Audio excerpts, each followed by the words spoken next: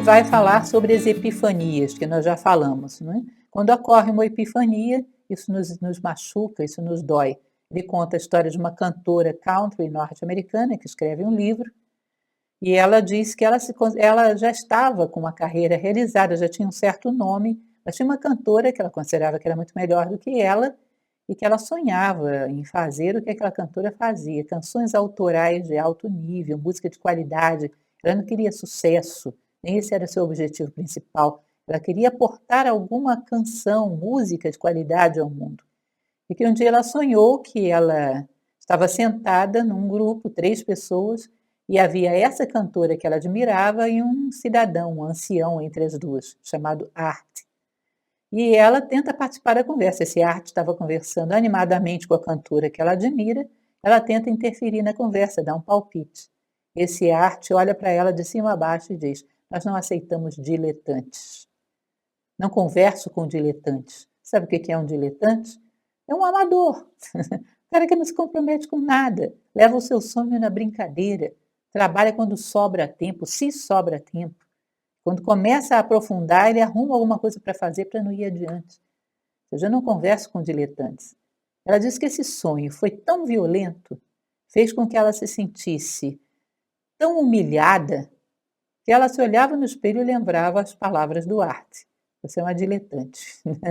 E isso fez com que ela virasse pelo avesso a vida dela, no sentido de começar lá de baixo, com humildade, como aprendiz, a melhorar a sua capacidade de escrita, a melhorar a sua capacidade de composição, a trabalhar a sua voz, começar tudo de novo com empenho, com seriedade, para poder chegar a ser considerada uma profissional e não uma diletante. Um sonho, uma epifania. Isso aí foi uma forma do nosso inconsciente, como diria Jung, ou da nossa essência, como diz a filosofia, empurrar a nossa vaquinha no precipício.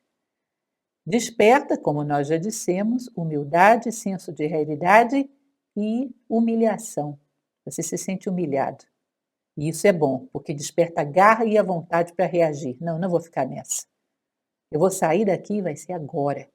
Portanto, quando você se sente rebaixado e humilhado, constata isso. Deixa as fantasias de grandeza e vê o que você realmente é, vem uma vontade, uma garra tremenda de construir aquilo que você pode ser.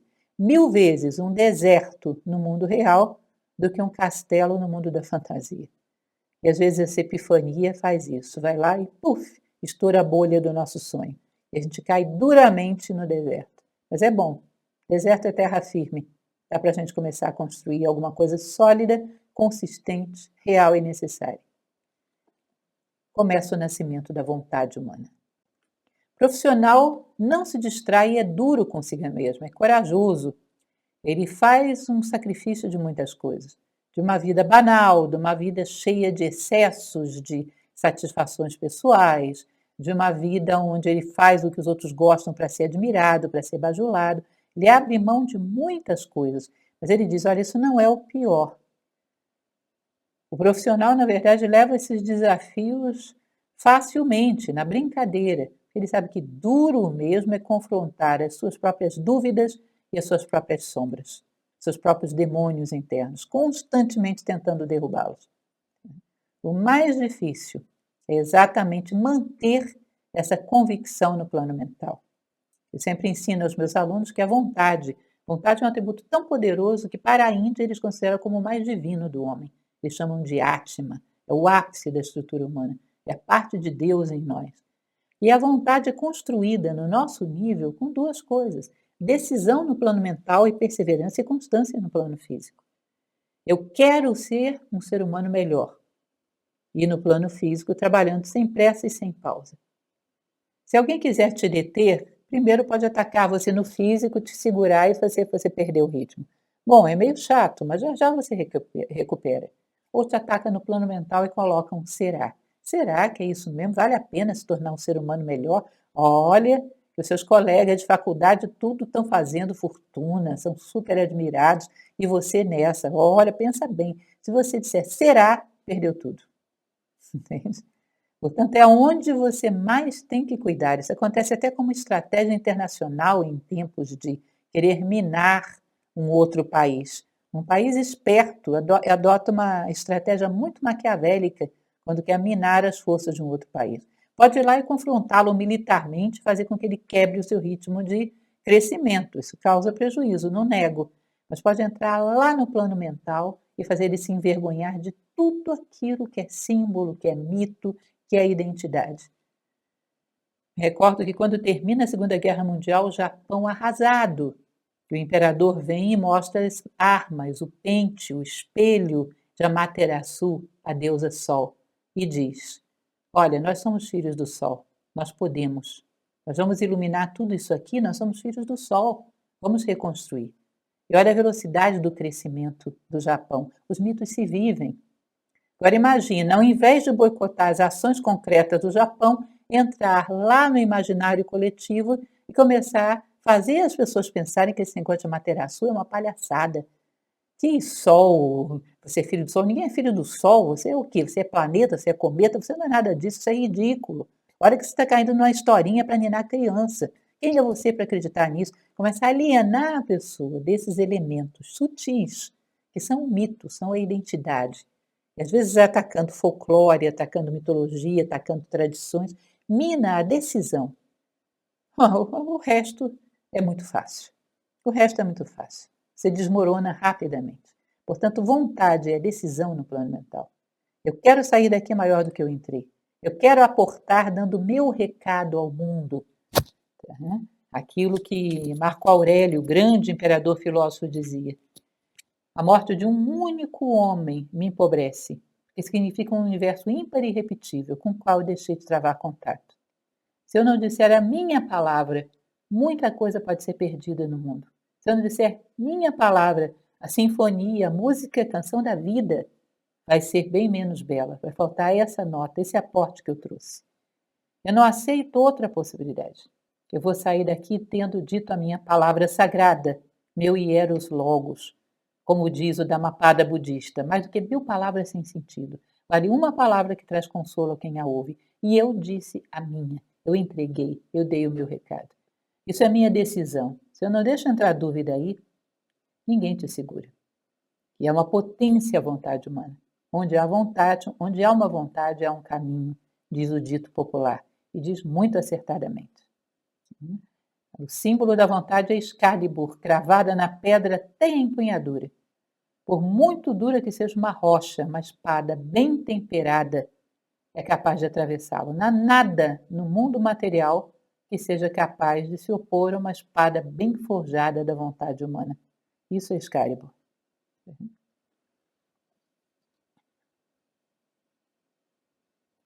Então, a maior coragem que se exige do profissional é o confronto diário com aqueles que tentam boicotar a sua decisão, suas dúvidas e os seus demônios internos.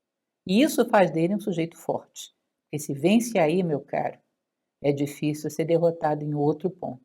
Está muito bem preparado para atravessar as adversidades. Está com um caráter muito bem forjado.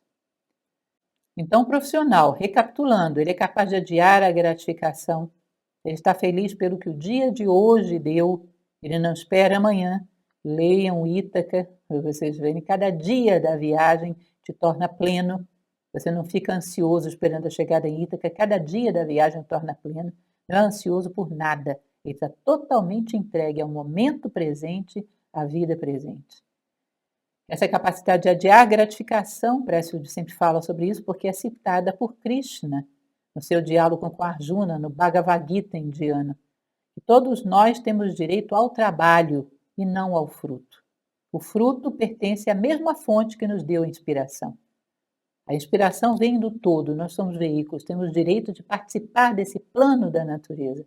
O fruto pertence à mesma fonte que nos deu a inspiração. Ele cita na Guerra da Arte uma passagem de Krishna: dê-me o fruto, purgado de expectativa e egoísmo. Fixe sua atenção na alma. Haja e realize por mim. Isso é o divino falando com o homem. Haja e realize por mim. Portanto, se eu estou ligado no momento presente, no meu trabalho presente, eu não sou ansioso pelo fruto. Eu me realizo naquilo que está nas minhas mãos. Não espera pela inspiração. Isso também é muito bonito, ele sempre insiste nisso. Eu vou esperar a inspiração chegar. Não, você se senta e trabalha, que a musa gosta de ver você sentadinho lá fazendo suas coisas. Ela gosta da disciplina, da ordem, do sacrifício. Aí eu sentei, fiz meu trabalho, não veio inspiração nenhuma, não importa. Você foi responsável, tentou. Ele fala de dias que ele só amassa papel e joga na lixeira. Eu dei a minha batalha até o último momento do tempo que eu destinei a isso. Hoje a inspiração não veio, mas eu fiz jus. Portanto, mais cedo ou mais tarde ela vai vir. Ou seja, a musa gosta da ordem e da responsabilidade. A musa anda no rastro dos profissionais e não dos amadores. Ela não gosta de diletantes. Ele reitera a ideia de que podemos e devemos aprender com aqueles que sabem mais, mas não devemos nunca perder a fé na nossa capacidade de aportar algo novo, único ao mundo, na nossa individualidade, na nossa identidade. Não sermos um escravo das correntes da moda, não abdicarmos do direito de construir a nossa própria vida. Ou seja, não retroceder do sapiens para o neandertal. É uma conquista muito grande a busca da sabedoria.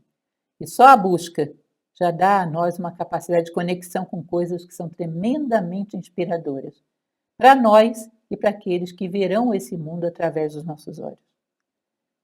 A melhor coisa que fazemos por aqueles que amamos é crescer.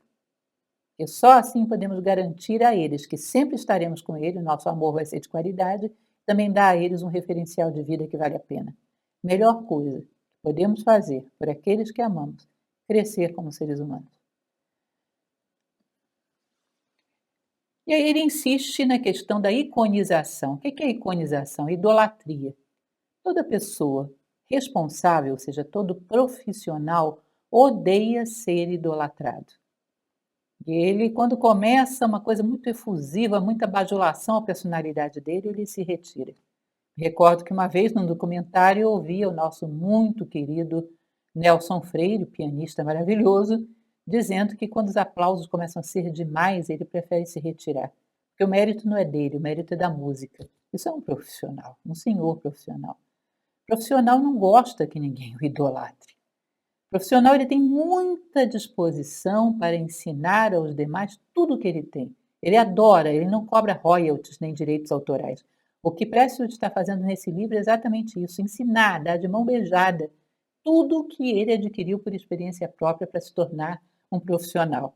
Mas eu duvido que ele suportaria alguém idolatrando Steven Pressfield. Ninguém que seja verdadeiramente um profissional gosta disso.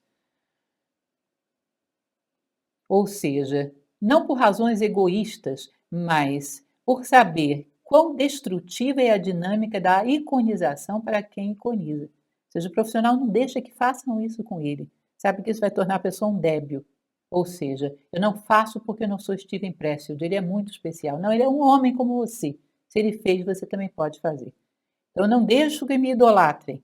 Não é por egoísmo, mas porque eu quero que esse cidadão perceba que eu sou a mesma coisa que ele. Não sou nada de especial. E, portanto, ele também pode. Né? A idolatria cria um abismo, onde você fica sempre fã, nunca você mesmo profissional. E ele continua dizendo que pode parecer contraintuitivo, pode parecer estranho, mas para você atingir aquilo que é superior, naquilo que você faz no mundo comum, tem que buscar com humildade, perseverança, constância, responsabilidade, atingir a perfeição. Ou seja, para atingir o fluxo, a magia da esfera superior, nós começamos sendo comuns, prosaicos, trabalhadores. Ele dá o exemplo, achei muito bonito esse símile, essa metáfora que ele cria. Você está humildemente ali apalpando a parede de pedras, todos os dias, com perseverança e constância, dividindo os campos que você já tateou. Quando você acha que não vai dar mais, você encontra a alavanca para a porta secreta. Ou seja, o trabalho bem feito, o trabalho que tem mérito, o trabalho onde você deixa o melhor de si, vai te dar o acesso a um campo superior. As musas gostam de ver o esforço e a responsabilidade. Elas brindam aqueles que levam a vida a sério, tá certo? Então, fazendo e dando o seu melhor. Existe uma frase de um filósofo do século passado, Nilakanta Sirihan, que ele diz: você deve perder o seu coração todos os dias e depois ir em busca dele. E você perceberá então que o seu coração é o coração de todas as coisas. Seja, tudo que eu faço, eu coloco todo o meu coração ali. Depois eu vou perceber que realmente o coração de todas as coisas está estreitamente assemelhado ao meu. Parece que existe um fio que une todos os corações do universo. Vocês nunca tiveram essa sensação? E se eu conecto o meu coração com o coração das pequenas tarefas que eu faço, seja limpar o chão, seja lavar uma peça de roupa, eu cresço com aquilo. Eu adquiro mérito. Eu dou àquele ser o valor máximo que ele possui por direito, por estar no mundo tanto quanto eu. E ao fazer isso, eu encontro o meu próprio valor e vou acessando a degraus de compreensão cada vez mais altos. Tá? Então eu vou ao meu máximo, eu distribuo, eu entrego o meu coração todos os dias. Uma vez eu li num texto, um texto de filosofia oriental, que dizia que o único atributo que a gente pode perceber no coração, em Deus, no universo como um todo, no próprio Deus, o Uno, é que ele tem um movimento que parece um coração. Ele expande o universo e recolhe. Parecem as sístoles e diástoles de um coração. Então, como esse único movimento, o único atributo que a gente pode perceber no Uno, no todo, em Deus, é provável que ele seja um grande coração. E dessa forma, ele deve ter comunicação com o coração de todas as coisas. Quando o homem encontra o seu coração como símbolo do centro da sua identidade mais profunda, ele se coloca na porta do corredor de um longo templo. Ele vai cada vez mais atravessando o coração de todas as coisas até chegar ao coração do Deus. Há um estreito parentesco entre todos os corações do universo. Portanto, quando você encontra o seu coração e o deixa em tudo o que você faz, você de alguma maneira se conecta com o coração do mundo. Você acessa a esfera superior. Isso é um profissional. É assim que ele age. Quando fazemos um trabalho pelo trabalho, nós vamos cada vez mais transformando, seja o que for que a gente faça, em algo elevado e nobre.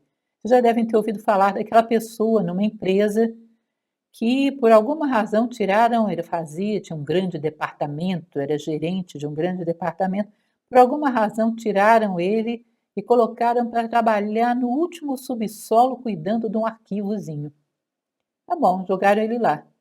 Quando você vai ver, passa algum tempo, aquele arquivozinho do último subsolo desenvolveu tantas ideias maravilhosas que está influenciando o prédio inteiro. E daqui a pouco tudo quanto é departamento está gravitando em torno do último subsolo. Ou seja, ele faz maravilhas, se você der para ele uma coisa mínima, ele faz maravilhas. Por quê? Tem esse espírito do profissional. Coloca o seu coração com tal intensidade que seja o que for que você der para ele, ele vai fazer maravilhas. Vai tornar aquela coisinha de nada a mais importante que tem dentro do prédio de 12 andares ou mais. O último subsolo, um arquivozinho. Isso é um profissional, e profissional não é brincadeira. Ele atua com vontade, e vontade é atributo divino. Não é brincadeira esse cidadão, ele não está aqui para brincar. Ele está para levar a vida a sério e realizá-la, como nós todos temos o dever de realizar.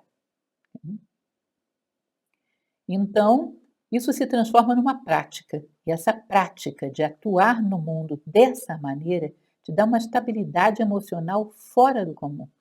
Précio fala exatamente isso. Meu trabalho me amparou sempre e me ampara até hoje. O mundo treme à minha volta, eu tenho esse eixo, eu estou seguro aí. Eu não dependo de circunstâncias. O meu trabalho me ampara, me dá segurança.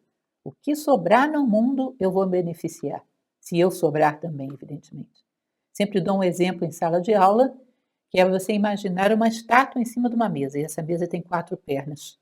Quando você corta uma perna da mesa, ela treme e provavelmente a estátua já quebra. Digamos que ela ainda equilibra com 3 pernas. Se você corta a segunda, já era. A estátua espatipa, vai ao chão mesmo. Agora imagine que antes de você fazer isso, você amarrou um fio de nylon bem espesso e prendeu bem amarrado essa estátua a um gancho de samambaia lá no teto. Aí você vem novamente, corta uma perna da mesa. A mesa treme, a estátua fica. Corta a segunda, a estátua fica. Pode cortar as 4 pernas da mesa. A estátua fica. Sabe por quê? Ela só roça a mesa. Ela está apoiada em alguma coisa que está lá em cima. Então, o ser humano, o profissional é a mesma coisa. Você vê ele em cima de uma mesa. Quantas pessoas? A vida vem e corta uma perna da mesa, um divórcio, ela desmorona. Se além do divórcio ainda vem, sei lá, uma perda de um cargo, a perda do emprego, poucos ficam de pé. Mas houve, caros, na história, homens que a vida foi e cortou as 4 pernas da mesa dele e eles ficaram de pé. Certamente o ponto de apoio deles não era abaixo, era acima, e era dentro. Esses tinham contato com essa esfera superior de que fala Pressfield, que é tão próprio do profissional. E tem mais uma coisa: um homem que não depende da mesa, só roça nela, porque seu ponto de apoio está acima, é um homem que, inclusive, pode começar a fazer história. Ele pode impedir que as pernas dessa mesa sejam cortadas. Por quê? Porque tem outras pessoas em cima dessa mesa. Então, ao invés de ser um joguete na mão da mesa, a mesa se torna um joguete na mão dele. Ele começa a poder escrever história. Existe uma máxima filosófica que diz que os homens despertos, muito parecidos com os homens profissionais do Pressfield, escrevem a história. Os alienados normalmente nem a leem. E isso é um fato muito triste de constatar. Ou seja, ele tem um equilíbrio emocional que faz com que ele possa enfrentar as dificuldades com muito mais altivez do que o amador, que é tão instável e depende de tanta coisa do lado de fora. Ele diz que a prática de um profissional é como um ritual. Ele descreve isso lá na Guerra da Arte, é a coisa mais linda, né? Que ele diz que ele coloca os objetos inspiradores dele, vai lá e varre o carpete, para que as musas, ao penetrarem, não sujem suas vestes. Que coisa linda! Um cerimonial mesmo, ele inclusive leu uma oração, o hino de invocação às musas de Homero. É um cerimonial. O sagrado, segundo Mircea Eliade, que foi um grande filósofo do século passado, sagrado é a função de dar sentido. Quando você começa a fazer as coisas como um sentido de vida, como uma forma de dar um significado à sua vida, isso é sagrado. O teu trabalho é sagrado e as circunstâncias que envolvem esse trabalho é um rito. Então ele diz que a prática implica num ritual. Ela pode ser definida como um exercício diário e responsável de dedicação, vontade e intenção para a conquista de uma excelência que nos permite entrar em comunhão com algo maior do que nós. De tal maneira que, ao alcançar excelência num ponto, nós servimos como um canal através do qual essas vozes superiores podem trazer coisas belas ao mundo, coisas justas, coisas boas ao mundo. Somos um canal. Ou seja, praticamos com todo aquele elemento cerimonial que faz com que a gente não esqueça em nome de que estamos trabalhando. Ou seja, é um ofício sagrado mesmo, é o sacro ofício, é um rito. Então, inclusive, uma coisa importante de explicar: perseverança e constância não são a mesma coisa. Perseverança é fazer sempre. Constância é sempre lembrar pelo que você faz as coisas. Para a cena. Por que eu estou construindo essa cadeira? Ah, porque ela é barata, eu vou ganhar muito dinheiro? Não. Estou construindo essa cadeira porque eu quero que as pessoas tenham um pouco mais de conforto, eu quero que tenham um objeto que embelece a sua vida e, ao mesmo tempo, todo mundo que está produzindo essa cadeira está tão entusiasmado com a ideia que está crescendo junto com a cadeira. Ou seja, eu tenho um propósito maior. Entende?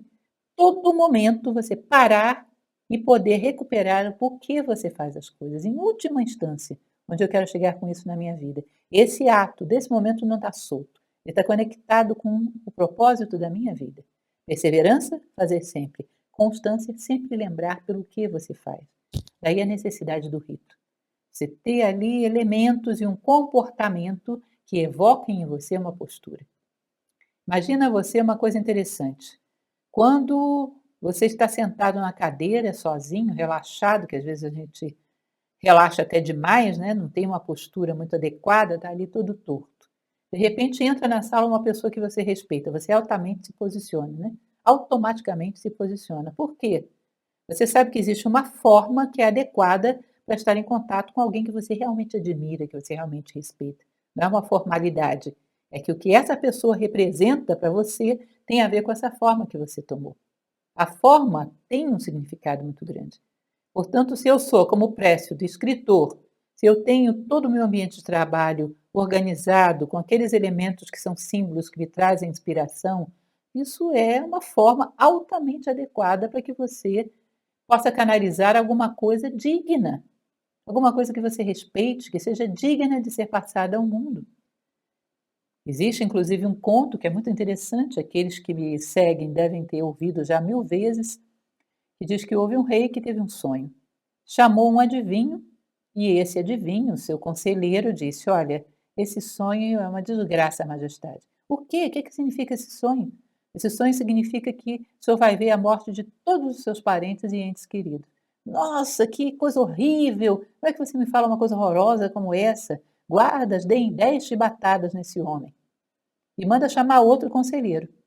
O conselheiro chega para ele conta o mesmo sonho, ele diz: Nossa, que sonho, mas que bom augúrio, que maravilha, majestade. O quê? O que que o sonho significa? Significa que o senhor vai viver mais do que todos os seus parentes, amigos e entes queridos. Ah, que maravilha, que coisa promissora. Guardas, deem 10 moedas de ouro para esse homem. Só que o primeiro estava lá fora e ouviu e ficou furioso. Quando o segundo sai, ele diz: Que é isso? Mas você é um cafajeste, um hipócrita. Por quê? Por que que eu sou cafajeste? Você falou a mesma coisa que eu. Eu ganhei 10 batatas, você ganhou 10 moedas de ouro. E aí o segundo conselheiro fala para ele: Olha, você tem que entender que a verdade é como uma pedra preciosa. E como tal, é o presente mais digno e mais nobre que você pode dar a alguém. Porém, uma coisa é você pegar essa pedra, colocar dentro de uma caixinha, embrulhá-la belamente e entregar junto com uma flor. Outra coisa é você pegar essa pedra e atirar no rosto de alguém. Ainda que seja preciosa, é uma pedrada. Ou seja, nós que estamos no mundo, temos que nos preocupar não apenas com a verdade, mas com a forma como você vai entregar a verdade. Porque no mundo as formas são fundamentais. Elas têm que ser dignas dos seus conteúdos.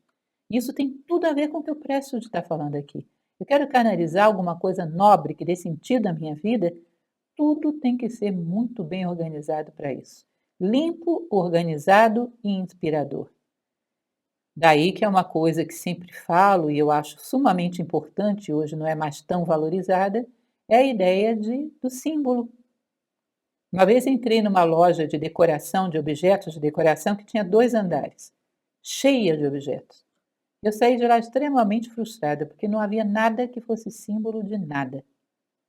Eram vidros, murano, retorcidos, de várias cores, nada remetia a coisa nenhuma. Eu pensei: que sentido tem você colocar um objeto mudo dentro da sua casa, sendo que que decoração significa exatamente trazer à tona o coração das coisas. Se você coloca diante de mim um cisne, eu vou olhar para aquele cisne e vou pensar: bom, as águas do mundo material, existe uma maneira mais bela de deslizar sobre elas, mais nobre, sem perder contato com as estrelas, deslizar sobre o mundo material, sem deixar ser tragado pelas alienações dele. Eu olho para o cisne, ele me inspira, ele é um passaporte, um ponto de contato para uma realidade que é inspiradora para mim. Portanto, quando você vai produzir algo, Précio fala sobre isso, inclusive descreve quais são os seus objetos, ter símbolos inspiradores são passaportes importantes, quase que eles te inspiram, como se fosse aquela pessoa que você respeita. Um símbolo também te inspira respeito. E também pode ser um passaporte para a elevação da tua consciência e mudança de postura. Hum? E ele vai falar um pouco a respeito de determinadas características do seu trabalho. Características do trabalho do profissional. Ele vai dizer então que é necessário reunir-se todos os dias com seu sonho, no mesmo local, no mesmo espaço, sempre que possível, realizando todo aquele rito de preparação, de limpeza, de organização, de quase que, se você tiver alguma coisa que te inspire, uma oração, leia antes, um rito mesmo, um alinhamento com o mundo das ideias. E ali, todos os dias, vamos ver que brota uma tremenda energia à nossa volta, energia das nossas melhores intenções, da nossa responsabilidade, da nossa dedicação, do nosso compromisso. Eu venho e ocupo o meu lugar. E agora, através de mim, as melhores ideias podem fluir ao mundo. Eu não sou dono delas, mas sou um bom veículo. Gerei as melhores condições possíveis para que a minha consciência se eleve e receba essa ideia, depois a traga para o mundo. Mas com responsabilidade. No Guerra da Arte, ele fala de um escritor que perguntam para ele se ele escrevia sempre ou só quando a inspiração vinha. Ele diz: Não, eu escrevo só quando a inspiração vem, é claro. Só que ela vem todos os dias às 9 horas da manhã. E é isso mesmo. Ou seja, saber criar esse rito, onde você consagra o seu melhor, aquilo que você veio fazer no mundo, a sua missão. Hum? E ele diz que, assim como na mitologia existem heróis como Perseu, Belerofonte ou São Jorge, o profissional enfrenta os seus monstros todos os dias. E provavelmente o que esses mitos estão dizendo é isso mesmo. Enfrentar os seus monstros todos os dias. Bom, hoje eu não consegui avançar muito, mas eu me mantive no campo de batalha. Eu não puxei o pino. Eu não abandonei meus sonhos. Amanhã, com certeza, as condições serão melhores. Eu não abandono o campo de batalha. Podemos colocar a intenção, a intensidade, o entusiasmo, o amor, tudo no nosso trabalho como profissionais. Uma coisa só que é proibido: arrogância. Olha como eu sou bom, olha o que eu fiz. Acaba a conexão. É aquilo que Jung chamava de inflação do ego, o ego inflado. Ele deu espaço para que algo divino se realize através dele. E de repente ele acha que quem fez foi ele. Ele fecha completamente o acesso. Ele obstrui esse cano de bambu, que já não vai mais lançar ar, vai lançar pó. Então, nunca a arrogância. O espaço de prática é sagrado, pertence à musa. Tiramos os sapatos antes de entrar e nos curvamos de mãos em prece. Quantas vezes, quando estou dando uma aula, quando eu estou lendo um belo livro, como agora o Corpus Hermeticum, dá vontade de chegar para as pessoas e dizer: gente, antes de sentar para tocar nessas ideias tão preciosas e tão transformadoras, tire os sapatos. Porque não é uma postura física, é uma postura psicológica. De tirar os sapatos, ou seja, aquele contato que a gente tem com o mundo concreto, de coisas banais, vulgares, que só nos roubam vida e nos dão nada em troca. Tire os sapatos, entre mais puro, mais limpo, que você está penetrando no sagrado. Sagrado é a função de dar sentido. Se isso eleva a minha consciência até aproximá-la de uma esfera superior, isso é sagrado e tem que ser levado a sério. Porque sem a compreensão, sem a dedicação, sem a responsabilidade, não vem a palavra. Um professor precisa da palavra. Um escritor precisa da palavra. Todo criador precisa da palavra. Primeiro, a responsabilidade, a compreensão, o respeito, a dedicação. E assim você terá a palavra. E ele finaliza falando o seguinte: você entende?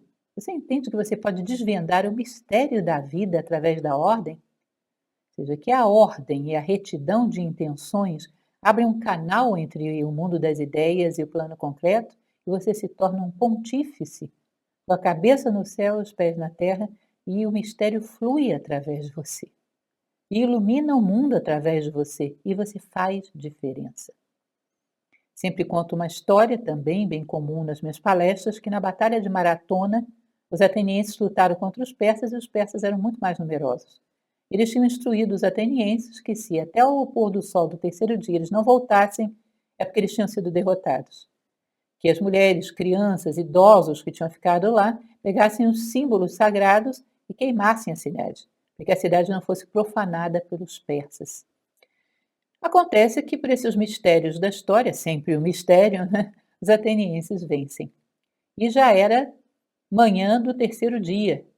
Eles estavam exaustos, mas alguém tinha que correr lá 42 quilômetros e avisar os atenienses que eles tinham vencido. Isso é a origem, inclusive, da prova olímpica da maratona. Né? Então, havia um velocista, um atleta, que se chamava Fidípides. Só que ele tinha lutado junto com todo mundo, estava exausto como todo mundo. Eles entregaram a ele a missão.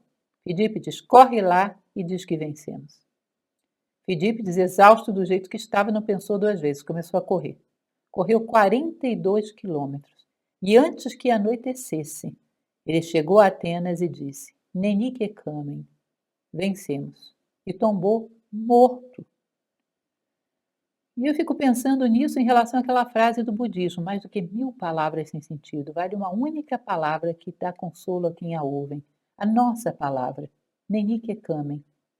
A gente não pode tombar sem ter dito essa palavra, porque muitas Atenas vão ser destruídas. Muitas coisas belas, boas, nobres, justas, vão ser destruídas se a gente não pronunciar o nosso Nenike kamen. Antes de tombar, temos que dar o nosso recado ao mundo. É uma responsabilidade, é uma necessidade. Mais do que isso, é o chamado da nossa alma. naquilo que quer nascer através de nós. Então, ele aconselha: seja um profissional, sirva ao mistério. E uma das razões para isso, uma das ferramentas para isso é adotar a ordem, a disciplina, banir a ansiedade, estar presente em cada momento da sua vida, amar o que faz, distribuir o seu coração pelo mundo. Se vocês lembrarem a Odisseia, quando Ulisses volta para Ítaca e encontra os pretendentes assediando Penélope, querendo se casar com ela, ele pede que Telêmaco, seu filho, coloque um desafio para os pretendentes. Ele coloca vários orifícios alinhados e o arco de Ulisses, que era um arco enorme, dificílimo de envergar. E pede que os pretendentes atirem uma flecha que passe por todos aqueles orifícios e atinja um alvo a uma certa distância. E todos os pretendentes vão tentando e fracassando. Até que o próprio Ulisses, disfarçado na forma de um ancião por Atena, que a protegia, ele pega o seu arco e consegue fazer com que a flecha passe por todos os orifícios. Bom, que maravilha! Ulisses tinha muita força, tinha muita pontaria. Mas não é só isso que você vê aí. A flecha da nossa vontade para poder atingir o seu objetivo lá longe, todos esses orifícios têm que ser alinhados, ordenados. Porque se tiver um fora do lugar, a flecha resvala e não chega ao seu objetivo. O objetivo da nossa vida. Portanto, a ordem alinha todos esses orifícios para que a flecha da sua vontade possa alcançar o seu objetivo. Isso é um profissional. O profissional faz do seu trabalho a sua base de apoio, de equilíbrio da sua cerimônia, o seu rito, a sua forma de comunicar céu e terra. O verdadeiro profissional, de uma certa maneira, é um pontífice, uma ponte entre céu e terra. Mais adiante, ele vai nos falar a respeito dos axiomas, isso também é muito interessante. Ele fala o seguinte: há certos axiomas que são base para que a gente possa avançar como profissional, além da receita de profissional que ele fechou ainda há pouco. Em primeiro lugar, saber que a prática é a vida inteira. Não ter aquela ansiedade do contrarritmo. Nossa, agora a gente vai parar. Sim, é lógico que tem pausas, que tem descanso, que tem lazer. O profissional não é fanático, mas não um momento que ele vai parar de fazer isso. Não. A prática, o amor ao trabalho é enquanto houver vida. Imagina o seu coração chegar para você e dizer: vai ter uma hora que eu vou poder parar de bater, estou tão cansado, estou entediado disso. Essa hora vai ser a hora da sua morte. Portanto, a prática é a vida inteira.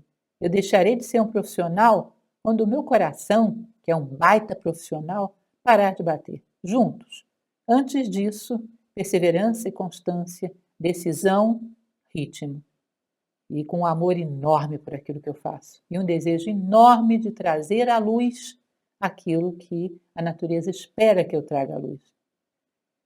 Então, sempre ritmo, e o ritmo não acaba nunca.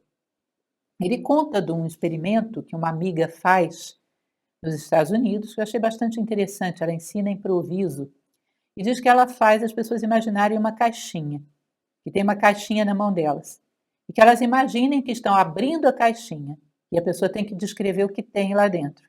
Cada um descreve uma coisa diferente, um sapo, uma caneta, um caderno, sei lá, 1000 coisas. Ela diz: nunca aconteceu de uma pessoa abrir a caixinha e não ter nada lá dentro. É interessante isso. Ele vai falar: bom, quando você está diante de uma dificuldade, saiba que a caixinha dos seus poderes latentes, da sua imaginação, quando você a abre, sempre vai ter alguma coisa lá dentro. Não existem só forças que nos impedem de caminhar. A natureza torce por nós. E ela sempre deixa uma caixinha acessível à nossa mão, nos momentos de surpresas, de desafios novos. E sempre tem alguma coisa dentro dessa caixinha. Nós sabemos disso, intuímos isso.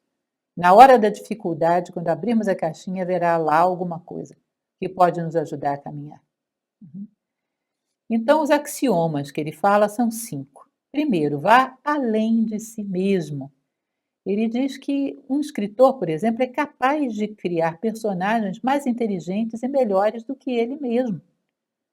E existe essa possibilidade, porque ele não cria com a sua personalidade, ele cria recebendo inspiração de uma esfera, do plano das ideias que está muito acima dele.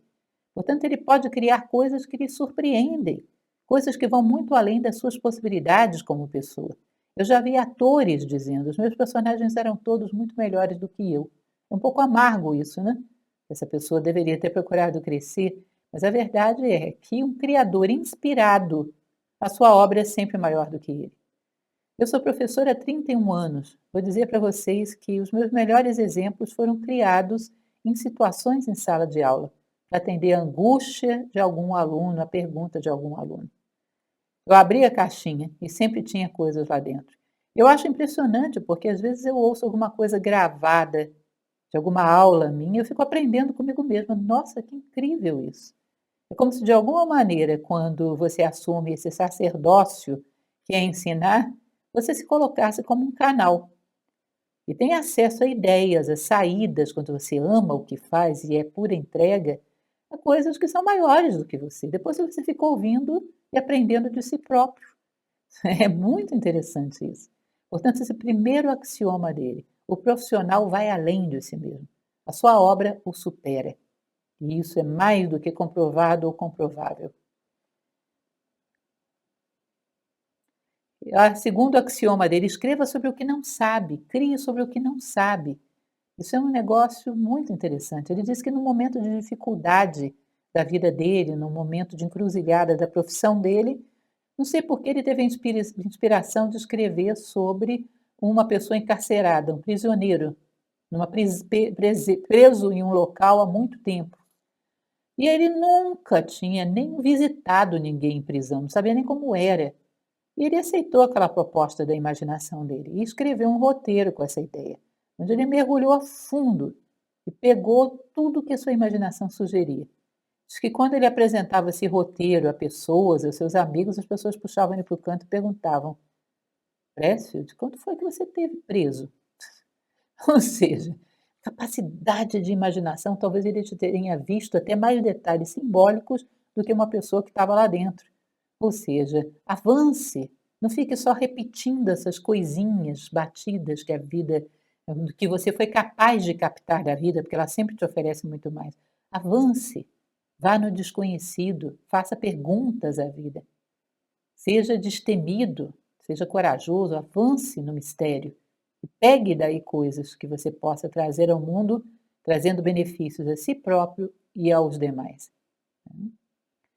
Avance em dias ruins, ou seja, hoje ele sempre diz que tem um nó no meio de um livro, que é aquele capítulo mais difícil. Que enquanto outros capítulos ele escreve num tempo X, nesse ele vai escrever num tempo 10x ou mais. Ele diz: olha, em terrenos bons você avança, sei lá, 60, 80 quilômetros por hora. Terrenos buracados você anda a 10, mas não para. Ou seja, hoje o dia está ruim, não estou inspirado, não estou conseguindo avançar. Bom, vou fazer 2 linhas, mas não vou ficar parado. Não perca o ritmo. Seu coração não pode parar um dia, você morre. Mas não perca o ritmo. Eu insisto, ajusto a velocidade, a possibilidade desses dias, mas não me detém. Jogue machucado. Outra dica muito importante. Né? O que significa isso? Ah, hoje eu estou tão triste, aconteceu tal coisa, eu não vou produzir. Não interessa, eu vou fazer o meu ofício. Ah, hoje, sei lá, eu estou com dor de garganta, a menos que seja uma doença impeditiva mesmo, que te põe de repouso numa cama, continue caminhando. O que é mais comum é que as pessoas se sintam tão abaladas pelas pequenas conjecturas da vida que qualquer coisa as detenha. Então é lógico, vão sempre ser detidos, porque o tempo todo estão acontecendo circunstâncias que não são muito agradáveis. O verdadeiro profissional toma 2 aspirinas e continua trabalhando. Se ele tem que se deter, ele tem que estar com uma plena paz com a sua consciência, de que naquela condição realmente não dá. Porque se tem possibilidade de dar, eu faço um pouquinho, mas eu continuo caminhando.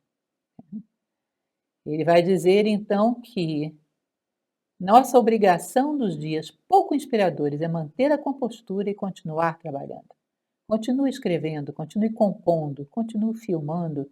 Os atletas jogam machucados, os guerreiros lutam com medo.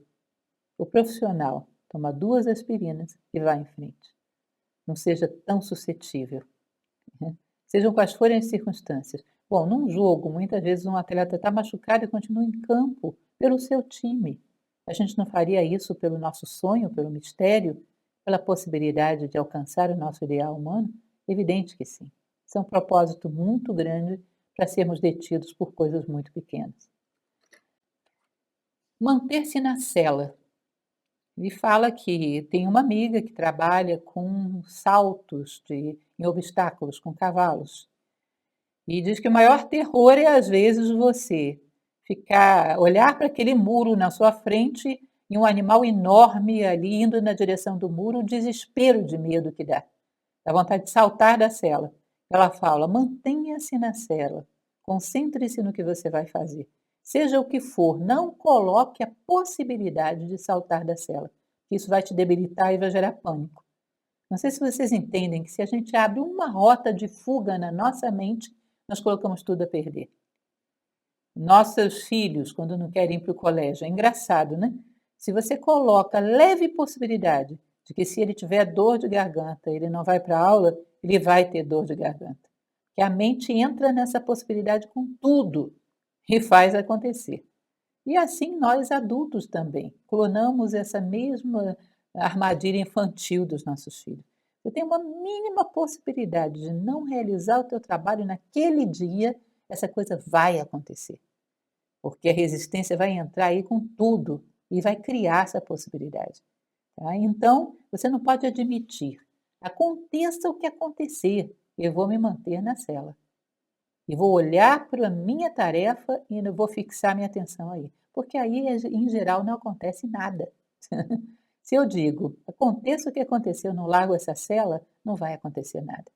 Nesse poema Ítaca, que eu pedi para vocês lerem, logo no início do poema ele diz: olha, nem Lestrigões, nem os Cíclopes, nem o bravo Poseidon aparecerão no meio do teu caminho, se não os levares dentro de ti, se tu não os colocares no meio do caminho. Ou seja, se eu não levo dentro de mim a possibilidade de puxar o pino, a necessidade de puxar o pino não vai aparecer.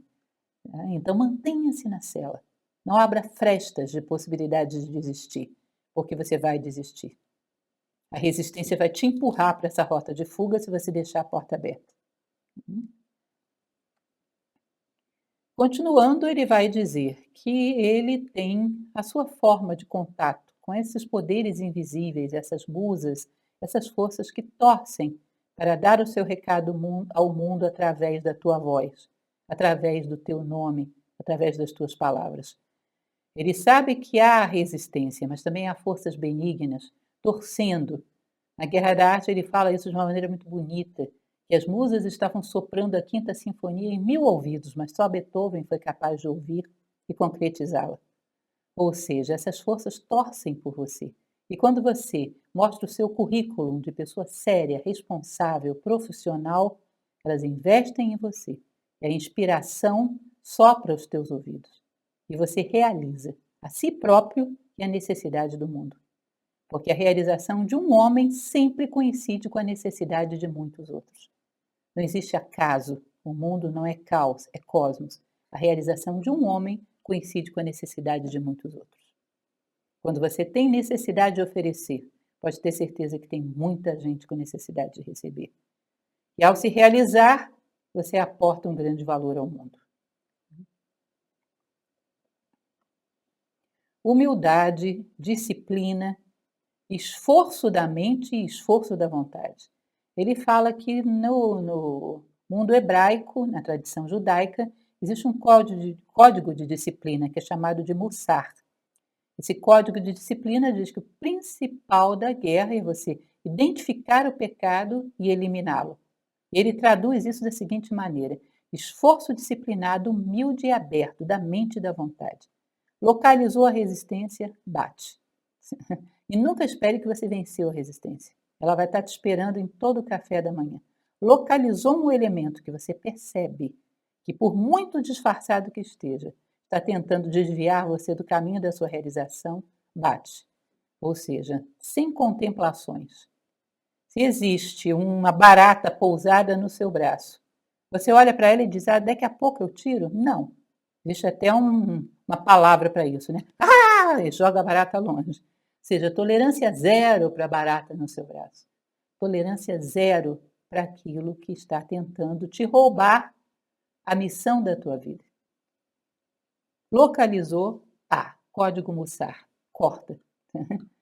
Não pense que com isso você vai eliminar a resistência, porque ela é uma força da natureza que vai lutar com você até o último fôlego, para que você morra no penúltimo. Mas você vai se tornando cada vez um melhor guerreiro, com maior capacidade de eliminar e reconhecer as fantasias, os disfarces da resistência, e eliminá-lo com mais presteza. Vai guerreando cada vez melhor.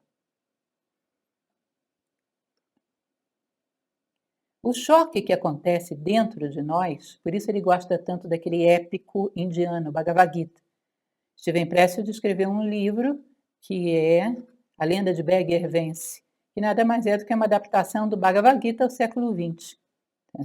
Beggar Vence é o Bhagavan, Krishna, enquanto que Randolph Junod, o herói do filme, é Arjuna, o discípulo.